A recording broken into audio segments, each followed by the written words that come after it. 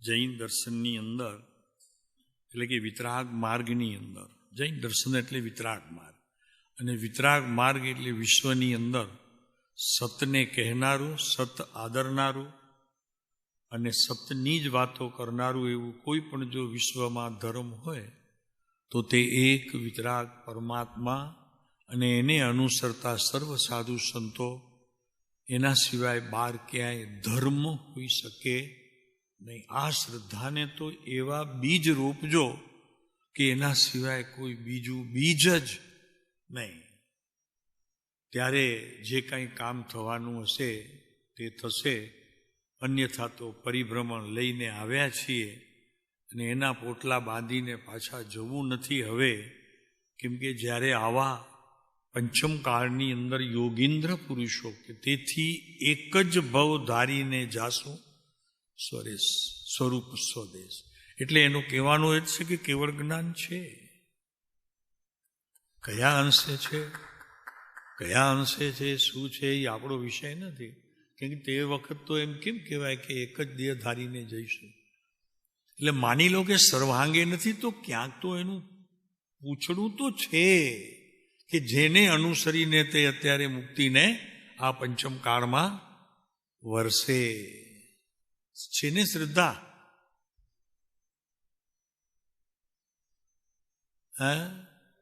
શ્રદ્ધા છે ને સાહેબ, 100% નહીં, ખબર નહીં કેટલા ટકા, પણ છે, એમ જ છે. આના સિવાય બીજું હોઈ શકે.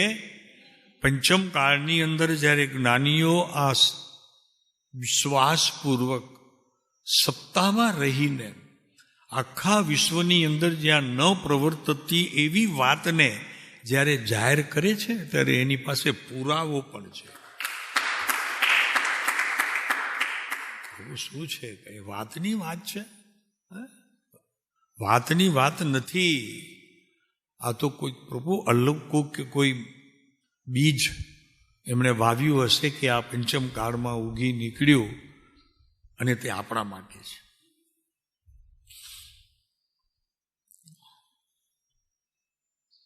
તો એવા ચૈતન્યની વાત આપણે કરીશું આજે. ચૈતન્ય તત્વ કેવું હોય, કેમ કે આના માટે જે અત્યારે વાત કરી એના માટે વિશેષ કોઈ બળવાન વસ્તુ જો આપણા હાથમાં હોય તો અત્યારે ચૈતન્ય પરમાત્મા તત્વ છે. સમજાય છે? આ રાજનગર છે એમ નહીં, પછી એને લેજો લેવાનું હોય તો, પણ પોતાની પાસે અત્યારે એવું ચૈતન્ય શુદ્ધ ચૈતન્ય એવી વસ્તુ મારી પાસે છે કે જેના સહારે હું અત્યારે ભલે કદાચ લૂલો લંગડો હોઈશ, અત્યારે કંઈક શાસ્ત્રોના કોઈ અન્ય પ્રકારોમાં એટલે કે વિશેષ જાણવાના રૂપમાં મારી પાસે કોઈ જ્ઞાનની શક્તિ નથી, પણ એ જ્ઞાનની શક્તિ જેણે પંચમ કાળમાં મેળવી છે એવા પુરુષને તો પ્રભુ મેં અંતરમાં બેસાડ્યા છે. વાત ક્યાં છે? મેં અંતરમાં એમને બેસાડ્યા છે અને અમને તો એમ જ છે કે જગત માટે જે કાળ હોય તે અમારા માટે તો ચોથો છે, ચોથો કાળ છે. એ વગર આ પુરુષ અમને આટલી શ્રદ્ધાપણે અમારા જીવનના કોઈ વિકાસના કાર્યોમાં સહચારી થાય, બહુ મોટી વાત છે. આ વિશ્વાસ જ આપણને એ માર્ગમાં લઈ જશે, પમાડશે અને મુક્તિને વરીશું. શાસ્ત્રકારો ભલે એને કોઈ પણ કાળ કહેતા હોય, આપણા માટે તો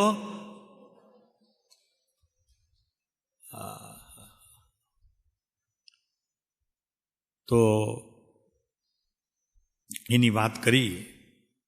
અને આપણે આજે શુદ્ધ ચૈતન્ય ધ્યાન, ચૈતન્ય ધ્યાન તો ખરું, પણ તે એવું શુદ્ધ કે એમાં શુદ્ધના ઉપયોગ સિવાય અખંડ સ્થિરતારૂપ કાર્ય વિના અને અંદર પ્રવર્તતી જે યોગની સ્થિતિ એમાં અપ્રમત યોગ,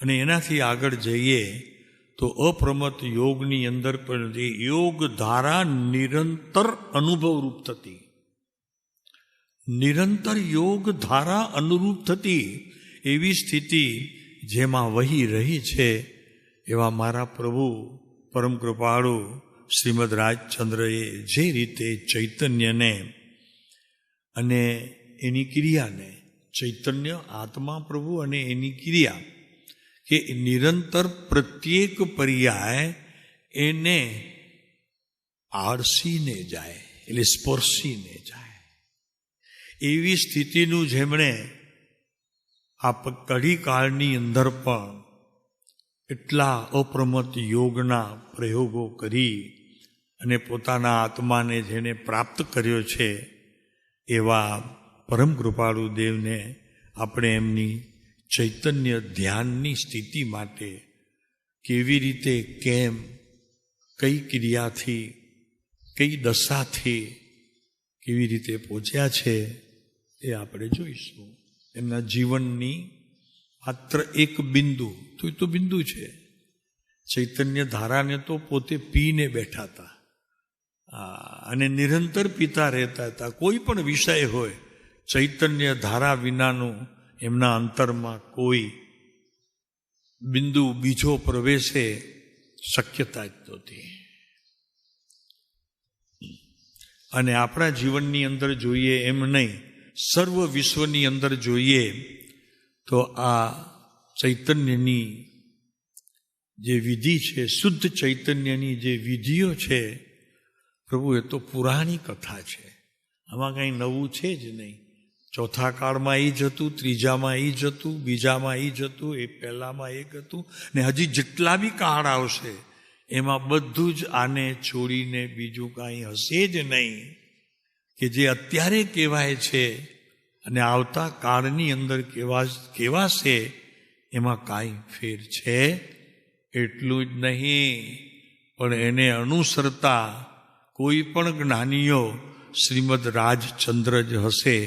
તો કે સાહેબ આટલી બધી પ્રભાત કરી? તો કે નહીં, એ હશે એટલે એનું અંતર હશે બધા જમાં, જે એમણે પ્રવૃત્તિ આદરી અને પંચમ કાળની અંદર પણ આવો ઉત્કૃષ્ટ આત્મતત્વ આમ તરતો હાથમાં આવ્યો. એમ પ્રભુ એ પુરુષના કારણે આ વચનો જે શાસ્ત્ર બની રહ્યા છે, રહેશે, અને હજી પણ જે પણ કાળ આવશે એમાં આ શાસ્ત્રોનું શ્રવણ કીર્તન હશે. શ્રદ્ધા રાખજો પ્રભુ, આના સિવાય બીજી વાત કોઈ વિશ્વમાં હશે નહીં. એટલે એ શબ્દો કદાચ આગળ પાછળ હોય, કોઈક જુદી ભાષામાં હોય, પણ વાત તો એની એ છે. જે અત્યારે તમે અહીંયા 2-2.5 મહિનાથી બેઠા છો એ પુરુષના સહારે, બાપુ ખરેખર તો 50% નહીં, અમને તો એમ છે કે 80% તમારું કામ થઈ જ ગયું હશે. કેમ કે આટલી એકાંત, આટલી શાંતિ અને આટલો પ્રવાહ ભીતરથી આવતો. કારણ કે બહાર જુઓ તો કડી કાળ, અહીંયા જુઓ તો ચોથો કાળ છે. છે કે નહીં શાંતિ? ક્યારે કોઈ વિકલ્પ આવે છે? સાહેબ એ તો આવ્યા કરે, કાંઈ વાંધો નહીં, આવે એનો વાંધો નહીં, એને ગજવામાં મૂકવા નહીં, એને પોકેટ પ્રૂફ નહીં ધરવા, આવે તો ભલે આવે. મને તો એમ કે 1-2-4 જણ તો નીકળશે એમાંથી અત્યારે એની નજીક ગયેલા. અને છે મને નહીં કહ્યું તો વાંધો નહીં, ચાલશે, પણ અમને ધ્યાનમાં છે. ચાલો એવા પુરુષને આપણે શુદ્ધ ચૈતન્ય ધ્યાનરૂપ પ્રયોગમાં ગયા પછી જે દશા થઈ છે, એ દશાનું ફરી પાછું એક વખત આપણે અહીંયા જરા વિવેચન કરીએ, એટલે કે લાણી કરીએ, તો ફરી પાછી ક્યાં લાલચ જાગે અને આપણું રખે કામ થઈ જાય.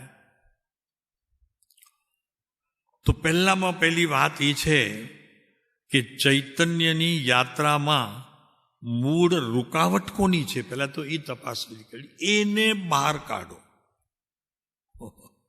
એને બહાર કાઢો. રૂકાવટ કરે છે એવા પદાર્થોને ભીતર પ્રવેશ ન આપો. તમારા જ્ઞાનની અંદર એને જગ્યા ન આપો. ઠીક છે? સમજાય છે ને? કાર્યની ઉત્પત્તિ કરતા કારણ શું આપીએ છીએ, ક્યાં ચૂકીએ છીએ, એની આપણને નિત્ય તલાશ હોવી જોઈએ.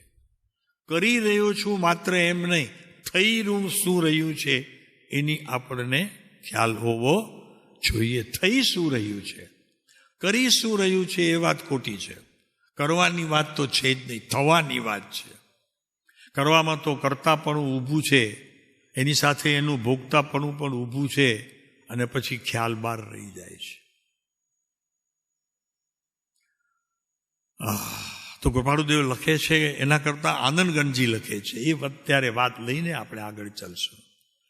આનંદ ઘન ચેતન્મય મૂર્તિ શુદ્ધ નિરંજન દેવ ધ્યાવો. વચનામૃતમાં છે આ શબ્દો, આનંદગણજીના વચનામૃતમાં છે. 2 લીટીમાં તો 2 કાળ ભરી દીધા છે. કયા કયા? એક જે જશે તે ને બીજું આવશે તે. નહીં સમજાણું ને? પ્રભુ આપણા માટે તો અત્યારે એ સ્થિતિ છે કે આટલા થોડા જણા, આટલી શાંતિ, સર્વ સગવડોથી પરિપૂર્ણ. પ્રભુ આના સિવાય બીજું કરવું છે શું? મને મેળવવું છે શું? મેળવવા જેવી વસ્તુમાં જે ખરેખર મને જે નડતર રૂપ થાય છે એને જાણવા દો પહેલા. એટલે પહેલા ઘર લઈએ ને તો પહેલા સાફ કરીએ, સીધું કલર લગાવવા ન બેસી જઈએ. એમ કરીએ? ફર્નિશને કલર લગાવવા સીધું કે સફાઈ કરો? બોલો જરા, શું કરો ભરતભાઈ? પહેલા તો સફાઈ કરીએ ને. એવા માણસોને બોલાવીએ જે સફાઈમાં માહેર હોય. પૈસા વધુ લે એનો વાંધો નહીં, પણ સફાઈ બરોબર થવી જોઈએ. કેમ? હવે સજાવટ કરવી છે ઘરની, હવે કરવી છે.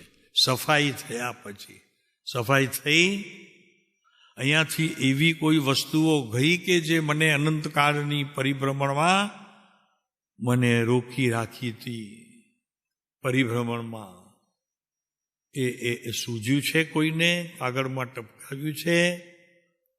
તેમાં મોટે ભાગે તો પોતાની કરેલી ત્રુટિઓ જણાય અને પુરુષાર્થની મંદતા જણાય. પુરુષાર્થમાં ક્યારેક કાર્ય કરતી સમયે ચૂક થઈ હોય એ જણાય. બહુ જરૂરી છે. તો અહીંયા કહે છે આનંદગણજી મહારાજ કે આનંદ ઘન ચેતનમય મૂર્તિ શુદ્ધ નિરંજન દેવ ધ્યાવું. ધ્યાન તો પ્રભુ આત્માનું છે, અને બહારથી જો લેવા જેવું હોય તો શુદ્ધ નિરંજન દેવ આત્મા.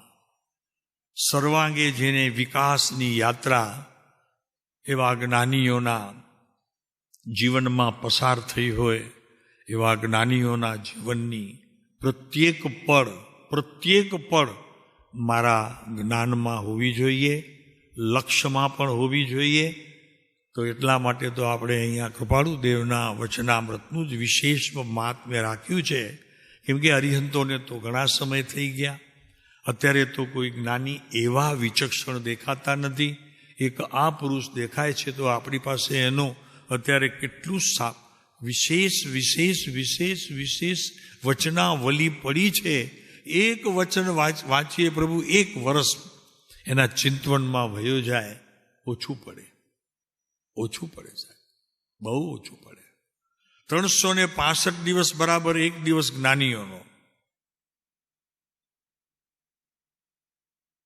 ત્યારે એ ખોટ અનાદિ કાળથી જે પરિભ્રમણ થઈ રહ્યું છે ને 4 ગતિમાં દુઃખરૂપ, એને મટવાનો ઉપાય હાથ વગો થાય. હજી તો હાથ વગો થાય, પછી અભ્યાસ થાય, અને અભ્યાસ થયા પછી એની પ્રક્રિયા અનુભવ રૂપે પ્રત્યેક પોતાની ક્રિયા, એક સમયની ક્રિયામાં એને ખરેખર અભિવાદે બોલાવે, આવો. ત્યારે તે પ્રયોગની સિદ્ધિએ પોતાને અત્યારે આ પંચમ કાળની અંદર આવા પુરુષોનું સાનિધ્ય કેટલું મીઠું હોય, કેટલું સરળ હોય, કેટલું આસાન હોય, એકદમ આમ વચન અત્યારે કૃપાળુદેવે જો સંસ્કૃતમાં લખ્યું હોય તો શું થાત? માની લો કે અત્યારે માગધીમાં કે સંસ્કૃત ભાષામાં કૃપાળુદેવે લખ્યું હોત તો તમને સમજાય છે. સુખદ ઘટના તો ઘટી, પણ આપણા જીવનની અંદર તે સુખદ પણ થોડી કઠિન તો પડી એમ મોઢામાં આવે. આ તો સાદી ગુજરાતી ભાષામાં પ્રભુ કોઈને પૂછવા જવું હોય તો જાઉં, અને ન જાઉં તો આમાંથી સંશોધન કરી લઉં. ફરક ખાલી એટલો જ કરવાનો છે કે આ શબ્દોની સાથે મારે શબ્દોને નહીં, મારા જ્ઞાનને નહીં, મારા તે સમયના સાધનને અને એ સાધનના ઉપયોગને મારે તપાસવો જોઈએ. આ મહત્વની વાત છે. શું કીધું સમજાણો? જ્ઞાનીઓના વચનની વિચારણા એમના શબ્દોથી કરવી એના કરતાં મારા જીવનની સાથે એને પ્રત્યેક સમયે મેળવતા જવું એ મુખ્ય છે. બહુ અઘરું છે પ્રભુ. અત્યારે તો વાતમાં બધા દુનિયામાં નીકળી પડ્યા છે. આમ આત્મજ્ઞાન ને આમ આત્મજ્ઞાન. શ્રીમદ રાજચંદ્રને માનનારાને આત્મજ્ઞાન શા માટે જોઈએ છે? મને પૂછવા તો દો પ્રભુ.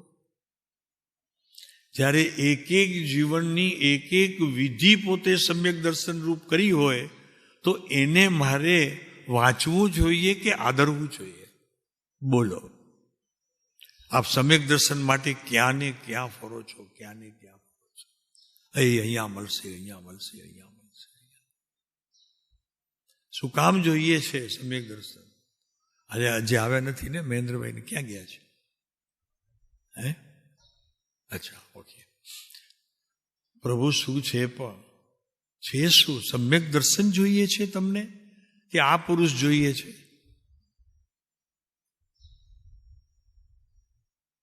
અને મળે એવો છે કેમ કે તમારી ક્રિયાએ એ ક્રિયા આદરે છે અને એનું જ્ઞાન તમને બતાવે છે કે આનો અર્થ છે. અને તે પાછો ક્રિયામાં મૂકીને એની પ્રક્રિયા તમારી સામે રજૂ કરીને એની વાત આપણે કરશું આજે. આનંદ ઘન ચૈતન્યમય મૂર્તિ શુદ્ધ નિરંજન દેવ ધ્યાવું. પેલા આવ્યું હશે ને જ્ઞાન મેં કૃપાળુદેવને કે આ આનંદગંજી મહારાજની જે કથાઓ છે ને એમના જે કવિતાઓ છે, એમની જે સ્તવનો છે અને વિશેષ જે સાહિત્ય છે તેમાંથી જે નીકળે છે, ગંધ આવે છે, આત્માની જ ગંધ આવે છે. બીજું શું આવે છે? એટલે કે છે કે શુદ્ધ નિરંજન દેવ ધ્યાવું. દેવ ઘણા છે દુનિયામાં, ત્રોટો નથી, દેવનો ત્રોટો નથી, પણ શુદ્ધ નિરંજન દેવ ધ્યાવું જ્યારે કીધું આનંદગંજી તો પ્રભુ એમ થઈ જાય કે લખનાર કૃપાળુ દેવ અને આ નામ લખી કરી અને આપણને જાગૃત કરનાર આનંદગંજી મહારાજને વંદન કરવાના ભાવ થાય. અને એમાં 15 મિનિટ જાય, અડધો કલાક જાય, જે જાય તે પછી શરૂઆત કરાય. પ્રભુ અનંતો ઉપકાર કર્યો આ સત્ય વાત જાહેર કરીને કે આનંદગંજીના સ્તવનોની અંદર પણ શુદ્ધ નિરંજન દેવની વાતો કરી છે. પ્રભુ એ પણ મારા જીવનની અંદર તો એટલા જ ઉપકારી છે. અહીંયા કે અમને ઘણા સાહેબ કેટલું વાંચીએ. હવે બીજું ઘણું સંસારનું વાંચો છો, સમાચાર વગર વાંચો છો. કોઈએ ન કીધું હોય તો એ માણસ હાલ્યો આવે ને તો કે આ છે ને આપણા કુટુંબના એક જરા બરોબર નથી. ને આ ભાઈ હમણાં આવ્યા ને બાજુના પાડોશમાં તો સાલી મજા નથી પડતી. આ બધું વાંચન બરાબર છે, સમજાય છે? આ વાંચન છે તમારું. તમે વાંચતા નથી, પણ વાંચવાથી અધિક તમે તમારા આત્મામાં રહેલાની સામર્થ્યતા, તત્વની વિશેષતા, સમજણના પોટલા બધા ખોટે રસ્તે ચડાવો છો. બધા જ ખોટે રસ્તે જઈ રહ્યા છે. સુંદર છે પ્રભુ. એટલે કે છે કૃપાળુદેવ અહીંયા અહો ચેતન. જો ચેતનને એવી રીતે બોલાવે છે. આપે કોઈ દિવસ કીધું એને અહો ચેતન? કોણ છે? ઓળખો છો? ચેતનને ઓળખો છો? હા સાહેબ અહીંયા કામ કરે છે. એને ઓળખાવનારાની વાત છે કે આ ચેતન છે. એ ભીતર જે ચેતન છે તો એને કહે છે અહો ચેતન. આ આનંદગંજી મહારાજને પણ મારે તલાશવા પડશે, તપાસવા નહીં, તલાશવા પડશે. તલાશવામાં ભક્તિ છે, સમર્પણ ભાવ છે, ચરણ ચૂમવાની વાત છે. તપાસવામાં તો જ્ઞાનના ક્ષયોક્ષમ હોય છે. તો કે તમે વાંચ્યું હમણાં, આમનું વાંચ્યું, આમનું વાંચ્યું, તો એ તો બધું ક્ષયોક્ષમ માટે હોય છે. જ્ઞાનીઓને તલાશવું એટલે એના તળિયે સુધી જઈ અને એના ચરણ છોડવા નહીં. એ તલાશવું છે એનો શબ્દ, તલાશ. અને તલાશમાં પાછું એવું છે કે એમાં જ્ઞાનની વૃદ્ધિ જેટલી તમારી જીવનમાં થઈ હોય એની એ પરીક્ષા થાય છે કે ક્યાં પહોંચ્યા છો તમે. એ પણ એક તલાશવાનો ભાવ છે. શું કરો છો બધું અત્યારે અહીંયા? અમને તમારી થોડીક યાદી જોઈએ છે. અહીંયા આટલી શાંતિ, આટલું નીરવ, પ્રભુ જેવા માટે મુનિઓ જંગલમાં જાય છે, એકાંત વગડામાં, જ્યાં વાઘ, સિંહ ને વરુ રહેતા હોય ત્યાં. આવી શાંતિ માટે તમારે તો અહીંયા સેફ છો. કોઈ તમારો વાળ વાંકો ન કરી શકે. એક બિચારું ગલુડિયું એ તમારા પગમાં પડશે. આ જગ્યા છે. અને મુનિઓ આવી જગ્યા મેળવવા માટે પોતાના તે સમય એટલે કે જ્યાં આત્માની પ્રાપ્તિ માટે જવું છું તે સમયને પ્રાણી પશુઓની વચ્ચે આવી અને પોતાનું જીવન ટૂંકાવવું પસંદ છે, પણ આત્મ ધ્યાન માટે બીજો કોઈ પ્રયોગ અમારે કરવો નથી, એવા દ્રઢ નિર્ણયથી જંગલમાં વસે છે. અમે જોયા છે. વિદ્યાસાગરજી મહારાજ સવાર જાય ને 3 દિવસ પછી આવે. ક્યાં હતા કોઈને ખબર નહીં. શું પીધું હશે, શું ખાધું હશે, કોઈને ઇન્ક્વાયરી કરવી નહીં, તપાસ કરવી નહીં. આવી સ્થિતિમાં સાધકો રહે છે ત્યારે તેને આત્મદર્શન થાય છે. અહીંયા તો અત્યારે છીએ ભલે અહીંયા, પણ મુંબઈ જવું છે. ક્યાંક કોઈક ખોડો તો મુંબઈ માટે તલસે છે. એટલે તમે અહીંયા નથી અને જે તમારે જોઈએ છે તેની તમને ફિકર જ નથી. મુંબઈ જવું છે. આવા સ્થિતિમાં રહ્યા, આવી શાંતિ, આનાથી વિશેષ તમને કયું મળશે? આવો મારી સાથે તમને બતાવું. એક ફોટા છે મારી પાસે, એ મુનિઓના બધાના કેવી રીતે રહે છે. નગ્ન નિગંબર અવસ્થા, ઠંડી હોય, ગરમી હોય, વરસાદ હોય, તાપ હોય, ગમે તે. અને સુવા માટે રાતના ઠંડીમાં ઓલા કાગળના ડૂચા આવે, બહુ સહન ન થતું હોય તો એ ઓઢી લે, બાકી તો કાંઈ હોય જ નહીં. કપડાં પહેરવાની મનાઈ છે, કપડાં ઓઢવાની મનાઈ છે, દવા લેવાની મનાઈ છે. એમ જિંદગી પોતાની પૂરી કરી લે છે આવી રીતે. અહીંયા તો બધી સગવડ છે ને મારે મુંબઈનું એક ખૂણું બોલે છે. મને ખબર છે કોનું કોનું બોલે છે, એ ખબર છે. મુંબઈ જવું જ છે. અવસર આવે ત્યારે નીકળી જઈશું. તક આવવી જોઈએ, છૂટી જઈશું પછી. અરે ભાઈલા, માંડ હાથમાં આવ્યો છે આ કાળ. ભરતભાઈ બરોબર છે? માંડ હાથમાં આવ્યો છે પ્રભુ. આવું જંગલ, અને એ જંગલમાં પણ આપણા ઓળખીતા ભાઈ ભાંડુ, આપણા તન મનના આમ જેને કહેવાય કે સંગાથી, જરા બીમાર પડીએ, ખાંસીનો ઠસકો આવે એટલે તરત પૂછી લે કે શું છે, જરા ખ્યાલ રાખજો, હોય તો કહેજો, મારી પાસે દવા છે, હું આપી જાઉં છું. આવી સારવાર વચ્ચે રહી અને ત્યાંની યાદ નહીં મળે. આ છે ને, હમણાં તો કદાચ નહીં થાય, બીજા કોઈક ભાવમાં મળશો ને ત્યારે ખૂબ પસ્તાવો થશે, આની સ્મૃતિ થશે ત્યારે, કે શું મળ્યું તું ને શું ખોયું, કરવા જેવું હતું તે ન થઈ શક્યું. તો કે છે જિંદગીના દુઃખની આ પુરાણી કથા જરાક જોઈ જાઓ. જરાક જોઈ જઈએ આપણે. આ કથા મનુષ્ય જાત જેટલી જ જૂની છે. જેટલું મનુષ્ય જૂનું તેટલી આ કથાઓ પણ જૂની છે. હવે એક કથા કહીએ છીએ અત્યારે આજે, કે એક ભાઈએ આવીને પૂછ્યું બીજાને, તો યાર આજે બહુ તાપ પડે છે. કાલે હતું ને બહુ, હવે આજે બપોરે પણ કેવું આવે છે જોવું પડશે. કાલે તો હતું, ઘણું હતું, 41 થઈ ગયું હતું. એ તાપ હતું ને, તો પૂછીએ છીએ અમે, એ તાપમાં આપે કંઈ તકલીફ વેઠી, સજા હતી ઉપર, પાણી માટલાના ઠંડા હતા, ઘરમાં એસી હતું, હા બધું જ હતું. ક્યાં માન્યું ક્યાં તમે? હા તો કે છે જિંદગીના દુઃખની આ બધી પુરાણી કથા છે.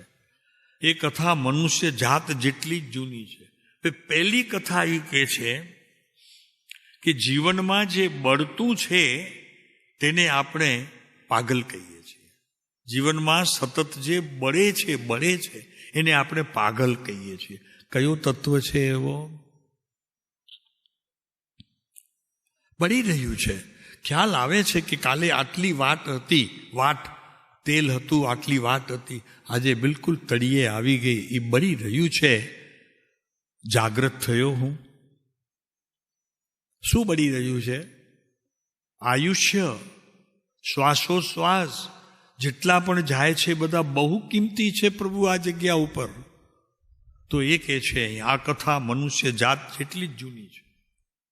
જેટલો મનુષ્ય જૂનો છે એટલી જ આ જૂની કથા છે. અને છતાં એને એમ નથી લાગતું કે કાંઈક જઈ રહ્યું છે, કાંઈક બળી રહ્યું છે, કાંઈક મારામાંથી ઓછું થઈ રહ્યું છે. એવો કોને ખ્યાલ આવ્યો? આંગળી ઊંચી કરી શકે પ્રભુ સભામાં?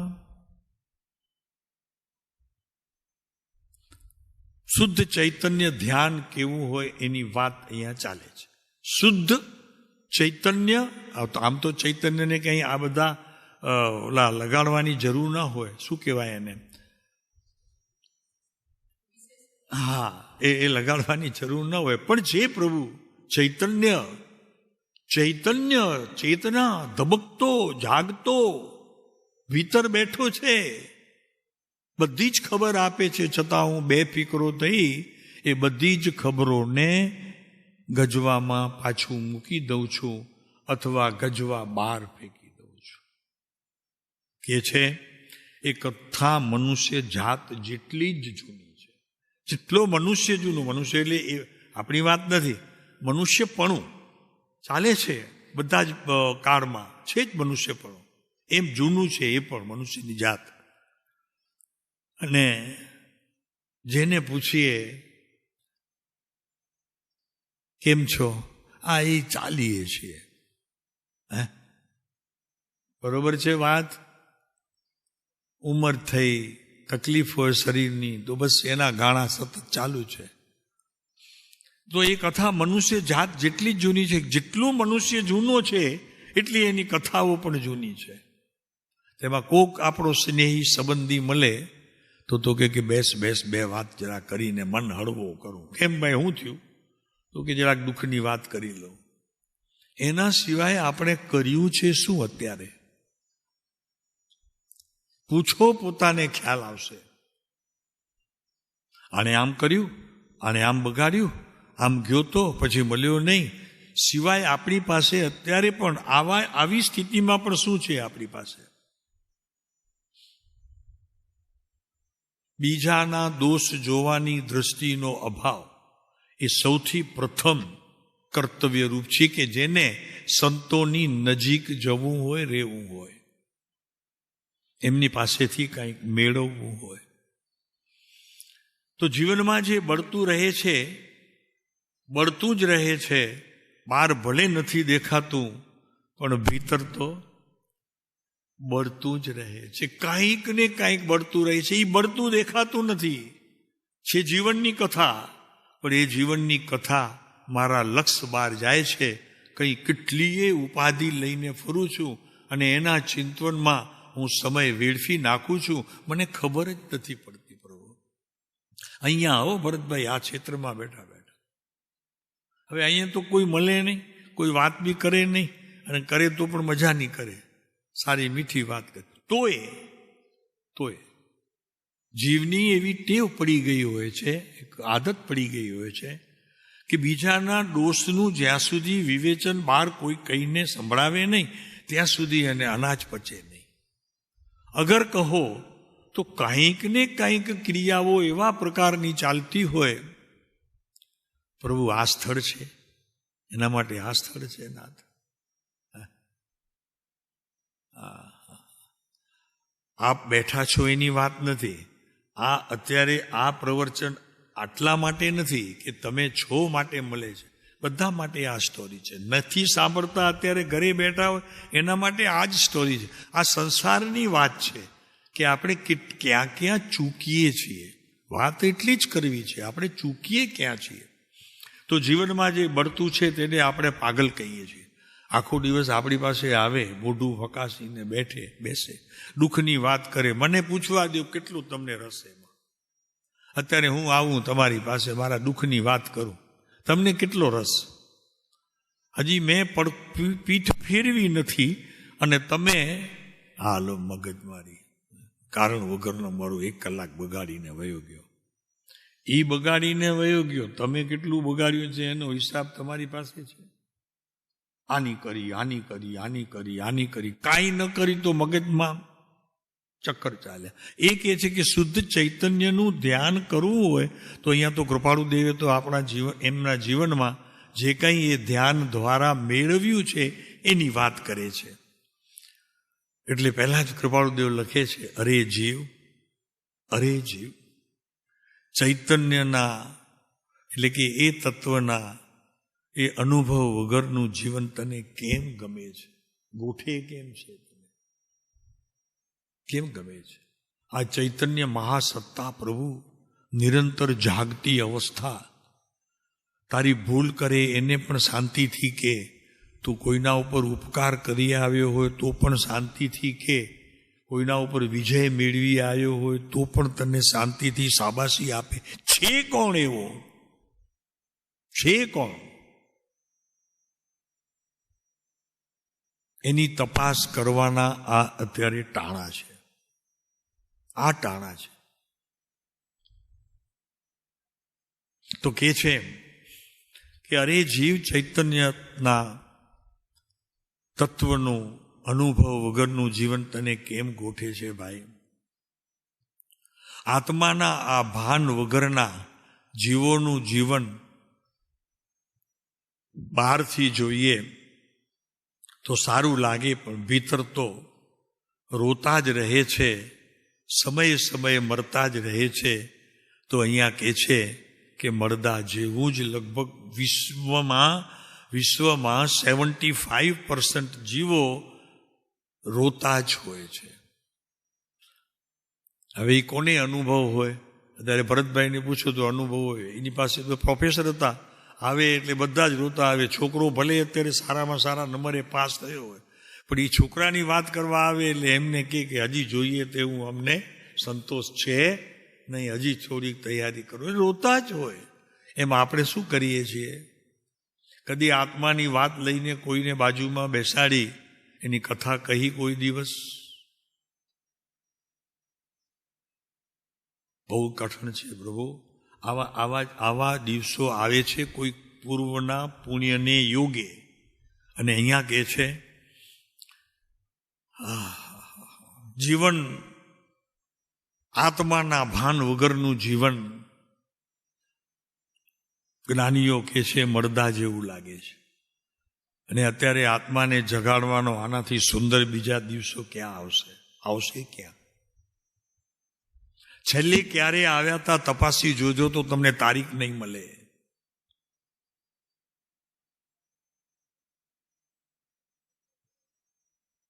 તારીખ નહીં મળે એટલે હવે એ ખ્યાલે નહીં, ભૂલાઈ જાય.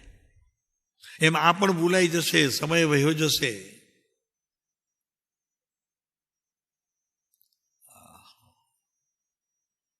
અહો ચેતન, એના અનુભવ વગરનું જીવન તને કેમ ગોઠે છે? કૃપાળુદેવ લખે છે, એક હાથ નોંધમાં છે, તને કેમ ગોઠે છે? આત્માના ભાન વગરના જીવોનું જીવન તો મળદા જેવું છે. એ નથી લખ્યું કૃપાળુદેવે. પછી આપણા જેવા સંશોધનકારોએ કે સાહેબ મળદા જેવું જ લાગે છે મળદા જેવું. માન્યું છે? લાગવું જુદી વસ્તુ છે અને માનવું જુદી વસ્તુ. તમે માનો છો? બીમારી આવે, મોટી બીમારી આવે ત્યારે 4 દિવસ એવું લાગે કે ચાલુ આ ક્યાં આવ્યું મને. મને ક્યાં આવી ગયો? 5મા દિવસથી સારા ડૉક્ટર પાસે, સર્જન પાસે જઈને તો કે કાંઈ નથી, તમારી તો હજી શરૂઆત છે, બધું ગયું. જે બોજો લઈને ગયો હોય એ 5-10 મિનિટમાં સારા ડૉક્ટર, સર્જન તમારું બોજો ઉતારી નાખે છે અને આપ હળવા ફૂલ થઈ જાઓ છો. બરોબર છે ભરતભાઈ? ડૉક્ટર કે જુએ દરદ તમારા એક્સરે વગેરે તો કે કાંઈ નથી, હજી શરૂઆત છે, નીકળી જશે, કોઈ ફિકર નથી. ઘરેથી નીકળ્યો તો ત્યારે ટેન્શન હતું, ડૉક્ટરને પહેલો બતાવીને બધું ફાઇલો હાથમાં લઈને આવ્યો ત્યારે ટેન્શન હતું. જ્યારે ખબર પડી, ડૉક્ટર કહે છે કાંઈ નહીં, હજી તો આ શરૂઆત છે, કાંઈ વાંધો નહીં. કેન્સર જેવી બીમારી કે હજી એનાથી મોટી બીમારી, કેટલો ફાયદો? આટલું જ કે ખાલી તો કે હજી તો શરૂઆત છે, બધું સારું થઈ જશે. ગયો તો ત્યારનું જીવન અને પાછો વળ્યો ત્યારનું જીવન. કોની કરામત છે આ કરામત કરી કોણે? જ્ઞાને કરી. અને જ્ઞાનમાં એટલી સામર્થ્યતા છે, અને એ જ્ઞાનનો હું ધણી અત્યારે જ્ઞાનને સ્મૃતિમાં નથી લેતો, એને યાદ પણ નથી કરતો, એ જેટલું લઈ શકે છે તેટલો આહાર પણ નથી આપતો, એનાથી ચિંતવન જે આગળ ચાલવું જોઈએ એની સફરમાં એ પણ હું એને આપતો નથી. સમજાય છે? આ જરી ગંભીર વાત છે પ્રભુ. એ જ્ઞાન જે અત્યારે વયું જાય છે એમને એમ, કૃપાળુદેવ લખે છે કે એમને એમ વયું જાય છે, એને હું શું આપું છું? શેનાથી એને દ્રઢ મજબૂત કરું છું? જ્ઞાન વગરના તો નથી ને આપણે, નિરંતર આવ્યા જ કરે છે. કોઈ એક એવો સમય નથી કે એમાં જ્ઞાન નથી. કેમ ખબર પડે સાહેબ? તો કે રસ્તે જતો હું, પથ્થર આવે તો જરી ફરી જાઉં છું. કોણે કીધું?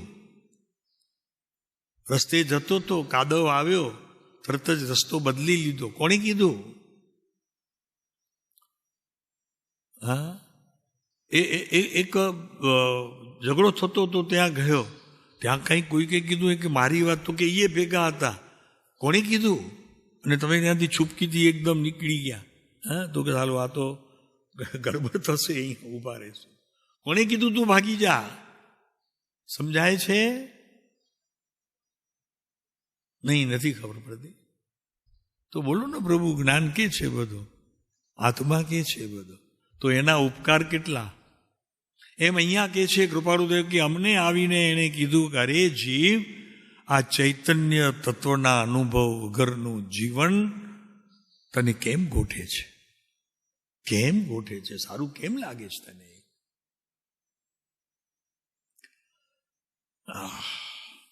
અને વાત સાચી છે, એક જ છે ને, એટલે એને હું સંભાળીને રાખું છું, એને જાજુ કામ સોંપતો નથી. 2 કામવાળા હોય તો કદાચ બીજાને બોજાવાળો આપી દઈએ ને એકને તાજો રાખીએ, વળી અડચણ સમયે કામ આવે. હે પ્રભુ, આ તો એક જ છે, એને બહુ કામ ન સોંપાય, બોજવું પડે એવું. બીમાર પડી જાય તો હું બીમાર પડી જાઉં વળી પાછો એના પાછળ. સમજાય છે જેની વાત? કૃપાળુદેવનું આ પત્ર લેખન છે, એમાંથી આ વાત શુદ્ધ ચૈતન્ય ધ્યાન કેવું હોય એની વાત કરે છે. તો એના વગરનું જીવન, આત્માના ભાન વગરનું જીવન તો મળદા જેવું લાગે છે. મળદો પડ્યો હોય એને હું ખબર પડે? હું તો એવો નથી ને, જાગતો છું ને પ્રભુ, હજી તો એકદમ જરા અવાજ કરે તેનાથી પહેલા તો જાગી જાય હું છું. તો કે છે ચૈતન્યની જાગૃતિ નથી, અરે પોતે કોણ છે એની પોતાને ખબર નથી. એમ કરીને મળદા જેવું કીધું એટલે મળદો થઈ નથી ગયો, પણ જ્ઞાનમાં એની સમજણ નથી એટલે એ સમજાણું ને, બરોબર? એટલે જેને જ્ઞાનની રમત આદરી નથી, ચિંતવન મનન કરતો નથી, વિચારશીલની સ્થિતિમાં પ્રવેશ કરતો નથી, આ કેમ જીવાય છે એ એને કોઈ દિવસ પરવા કરી નથી કે રોજ દિવસ ઉગે છે ને રોજ આત્મે છે, કાલે મેં શું કર્યું કે જેથી હું આત્માની નજીક જઈ શક્યો, એવી જેને ચિંતા નથી એ મરણ તુલ્ય જ છે. કોણ કે છે એ જીવે છે? આપણી વાત નથી કરતો, તમારી નથી કરતો, પણ જે આવું જીવન જીવતો હોય, કૃપાળુદેવ કે છે એને તો ખરેખર મરણ જ છે. સમયે સમયે મરણ ચાલે છે. સમયે સમયે.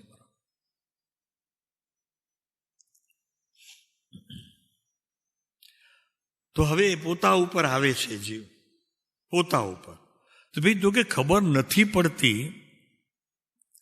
તો એ બે ચૈતન્ય હશે. જેને ખબર પડે છે એ મને ખબર આપતો નથી, અને જેને ખબર છે એ મને ખ્યાલ નથી આવતો.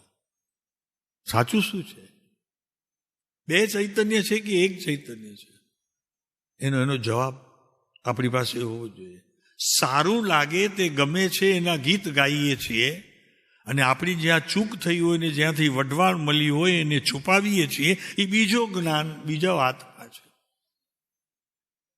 એ છુપાવીએ છીએ. બે થયા? બે થઈ ગયા.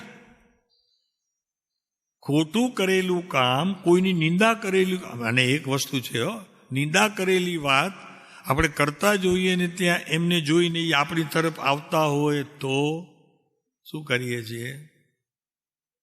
પ્રભુ આ જીવન જીવવાની વાત કૃપાળુદેવ આપણને શીખવે છે.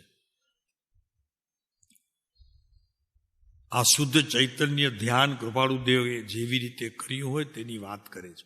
બેસીને ધ્યાન નથી કર્યું. સંસારના કાર્યો કરતા કરતા ધ્યાનની સ્થિતિ સર્જાઈ ગઈ, અને એ સર્જાઈ ગયેલી ધ્યાનની સ્થિતિને એણે લક્ષ્યમાં લઈ અને આત્મા સુધીની યાત્રા કરી છે. મારે તો બેસવું છે ધ્યાનમાં, શિબિરો ભરવી છે. બાપુ એમ નથી. શિબિરો ભરવાથી ધ્યાન આવતો નથી. આ કૃપાળુદેવની વાત પોતાની કરે છે. તો કે ચૈતન્યના જીવન વગરનું, આત્માના ભાન વગરનું જીવન તને ગમે કેમ છે? પોતાને પૂછ્યું કદી? મહેન્દ્ર બહુ સરસ વાત આવી છે. પોતાને પૂછ, તું મહેન્દ્ર છો તો શા માટે મહેન્દ્ર છો? આટલા જગતના કામ કરે છે તું, બધાને કરી આપે છે, તે તારું કામ કદી વિચાર્યું છે કે મારે શું કરવું છે? મારે શું કરવું જોઈએ? આ માનવ ભાવ મળ્યો છે તો મારે શું કરવું જોઈએ એ માણસ વિચારતો નથી. બીજાના કામ કરવામાં બરોબર એકદમ, અને એ કરવું જોઈએ. ઓલું નથી થતું તો આ કરવું જોઈએ, પણ જો મારું કરવું હોય તો ઓલું ચૂકવું જોઈએ. આકરું લાગ્યું નહીં? આકરું લાગે.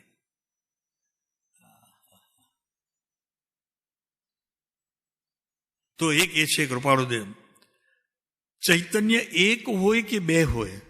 તો કે સાહેબ બે નહીં, મારી પાસે તો ઘણા છે.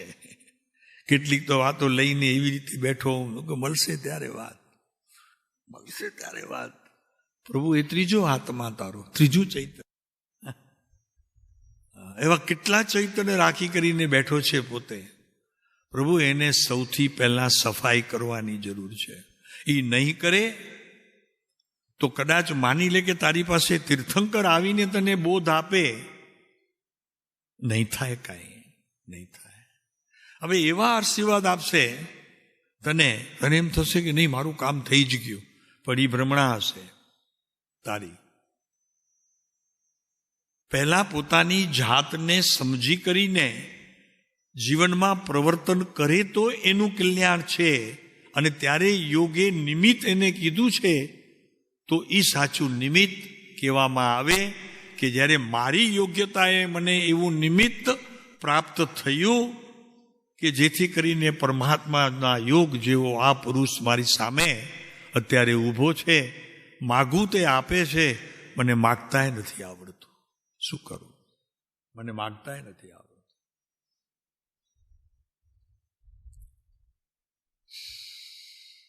હે જગતવાસી જીવ, ઇનોસેન્ટ તો હે કોઈ કામ.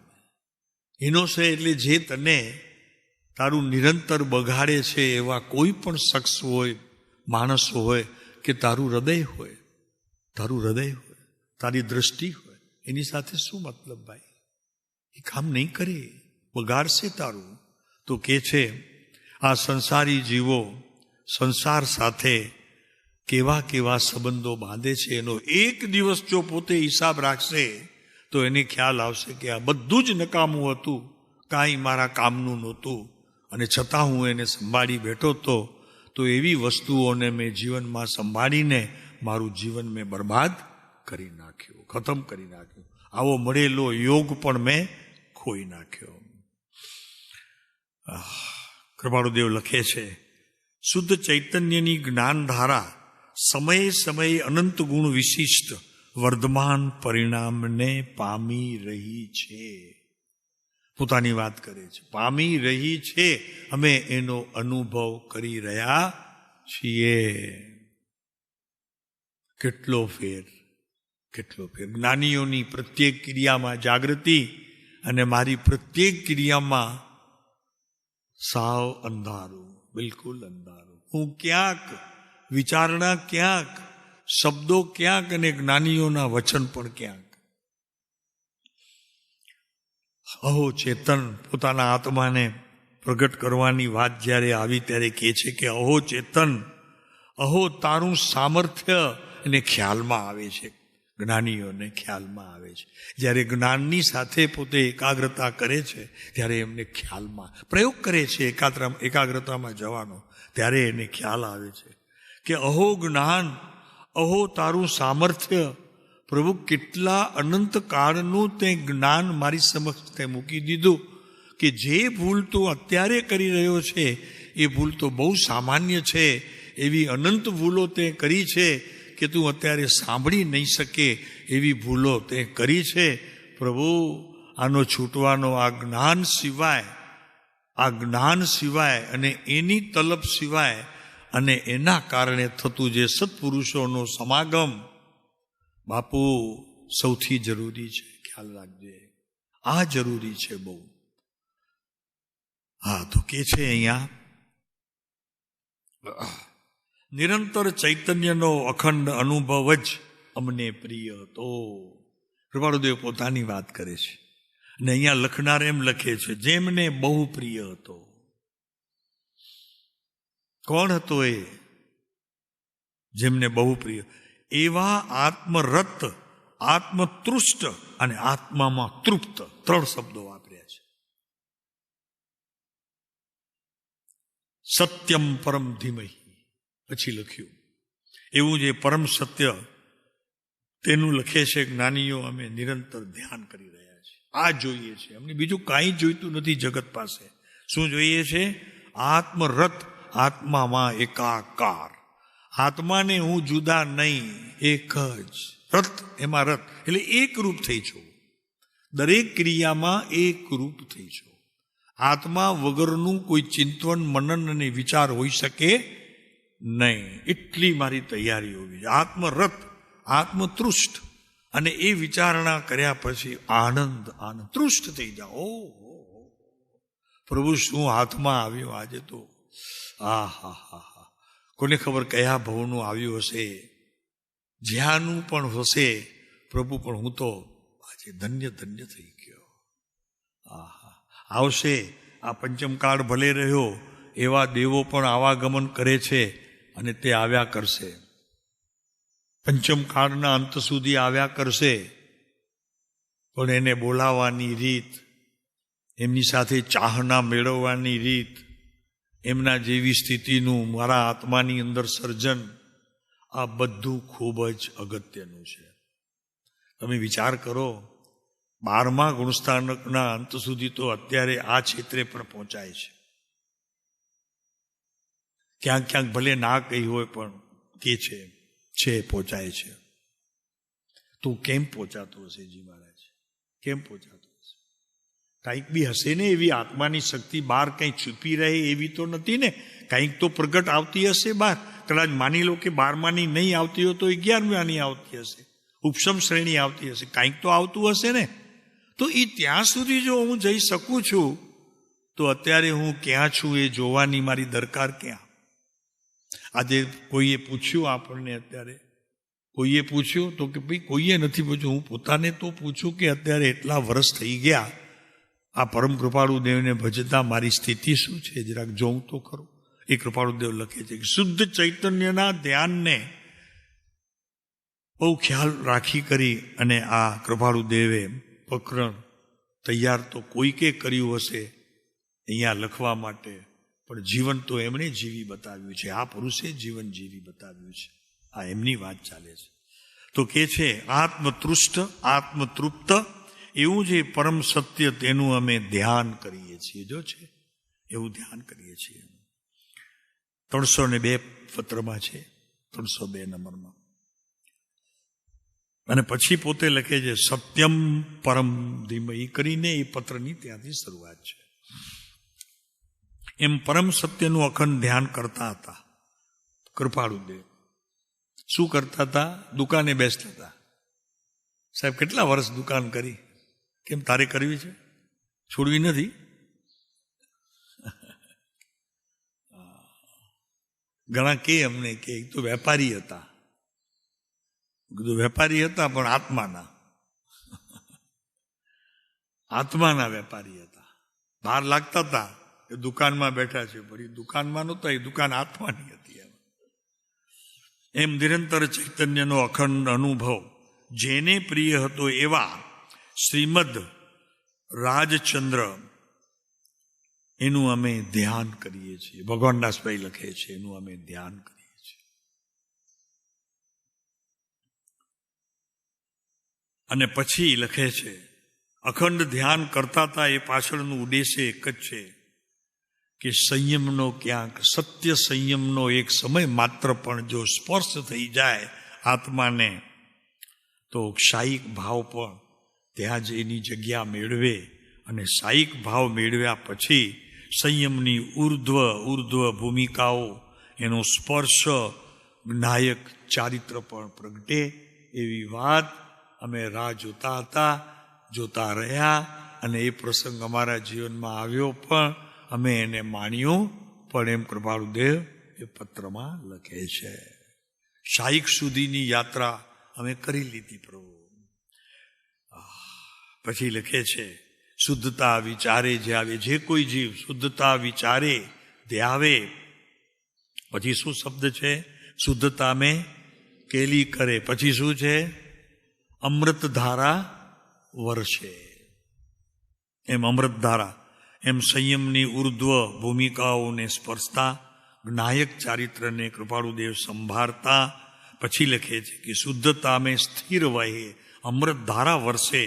અને અનુક્રમે સંયમની ઉર્ધ્વ ભૂમિકાઓનો સ્પર્શ, ચારિત્ર્યની સંભાળના પછી અમૃતધારા વર્ષી. અને એ અમૃતધારામાં પોતે નિરંતર અંત સુધી, આયુના અંત સુધી એ પોતે ત્યાં રમણતા કરતા રહ્યા એમ નહીં, માત્ર એની સાથે રમણતા કરતા રહ્યા. એવા પુરુષનો આ પંચમ કાળમાં આપણને યોગ થયો છે. પ્રભુ પ્રત્યક્ષ, હજી બીજું શું જોઈએ? પ્રત્યક્ષ બે રીતે છે. જીવન જે રીતે જીવ્યા છે એ વાત તો પોતાએ કરી છે, બીજા પણ તેમની પરિચયમાં આવેલા એમણે પણ કરી છે. અને પછી અત્યારે પણ આપણે કાંઈક જો સમજી શક્યા હોઈએ અંશે તો આપણને શંકા પણ હવે થતી નથી કે આ પુરુષ અખંડ જ્ઞાની છે, હતા અને હતા. આ વાત એકદમ પાકી છે પ્રભુ.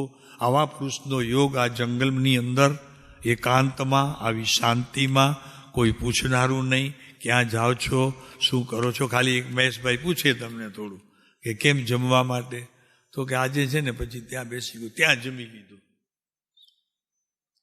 એ વાત સાંભળવાની તૈયારી. શું કીધું? આજે પછી ત્યાં જમી લીધું. ક્યાં? બસ આ વાતની વિચારણા કરજો. આ જમણ આપણને આ જગ્યાએ મળતું રહે છે. જ્યારે બી આવશો ત્યારે રાજનગર આ જ હશે, એમાં કાંઈ ફેરફાર છે નહીં, થશે પણ. આટલી જ શાંતિ અને આટલો જ. આજે મને બહુ આનંદ થયું છે. આપણા પ્રમુખ મા સાહેબ, આપણા મહેન્દ્રભાઈ, એને ઓફર કરી કે સાહેબ પ્રવચન તો રાખો, એક એને સાંભળવાની ઈચ્છા થઈ. બહુ આનંદ થયો.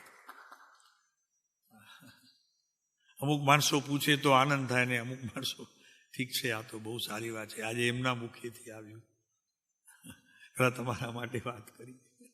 કીધું જાઓ. પછી કે ના ના સાહેબ તમે જ કહો, તમે જ કહો, તમે કીધું હું નહીં કહું. જી મહારાજને. હવે સાંજના તમારું, આજે સાંજના કે સવારે?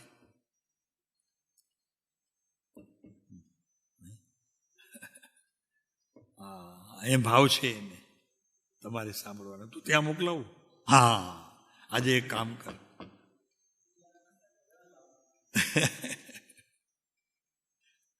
જો હવે વિચાર કરશે પછી વાંધો નહીં. હવે જવામાં તો કોઈ નથી જતા ને અહીંયાથી. ગયા હોય ટિકિટો બિકિટો કેન્સલ કરાવી નાખજો, બધી વાંધો નહીં. નહીં મળે પ્રભુ, આ અવસર નહીં મળે. વારંવાર નહીં આવે આવો અવસર. રાજનગરમાં નહીં આવે, આ પહેલી વખત આવ્યું છે. બીજી વખત આવે જો પોતાને ધન્ય ભાગ ગણજો. પણ હવે આવું શાંત અને આવું વાતાવરણ નહીં મળે.